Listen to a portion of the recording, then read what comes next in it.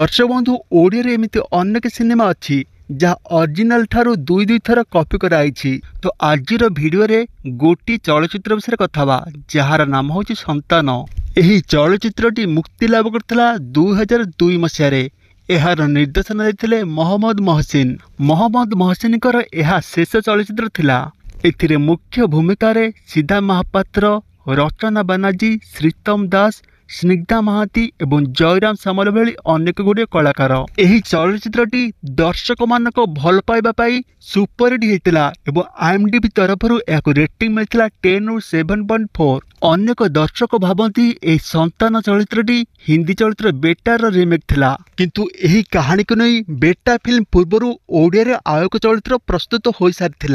दर्शक बंधु संतान चलचित्र पूर्व 1993 मसीह तेलुगु एक चलचित्र आबाई गारू रिलीज होता जो वेंकटेश मुख्य भूमिका अभिनय करते। यही चलचित्रटी से समय सुपरहिट होता जहाँ IMDb तरफ रेटिंग मिलता 10 ରୁ 7.5। एवं से 1993 मसीह कन्नड़ एक फिल्म रिलीज होता जहाँ नाम था अन्नया, जार डायरेक्शन देते डी राजेंद्र। एथिरे मुख्य भूमिका के रविचंद्रन, मधु एवं अरुणा ईरानी अभिनय करते। यही चलचित्र एक सुपरहिट चलचित्र थिला।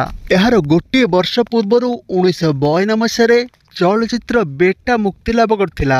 एथिरे अनिल कपूर, माधुरी दीक्षित, अरुणा ईरानी मुख्य भूमिका अभिनय करते। यही चलचित्रटी 4 कोटी बजेट रे प्रस्तुत होता एवं 23 कोटी टंका कलेक्शन करी ब्लॉकबस्टर होता। यह सहित से वर्ष यही चलचित्रटी को 5टी फिल्म फेयर अवार्ड मिलता, किंतु यही बेटा चलचित्रटी ओरिजिनल नथिला। यह पूर्व 1988 मसीह ओडिया रे एक चलचित्र प्रस्तुत होता। चलचित्र नाम थिला बहु हेब एमिति। यार निर्देशन देते विजय भास्कर एवं संगीत देते प्रफुल्ल कर।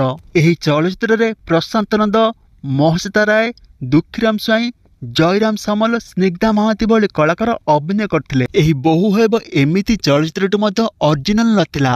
यही फिल्म गोटे वर्ष पूर्व 1987 मसीह तामिल एक फिल्म रिलीज होता जार नाम था एंगा चिना रासा। फिल्म रे मुख्य भूमिका के भाग्यराज अभिनय करते।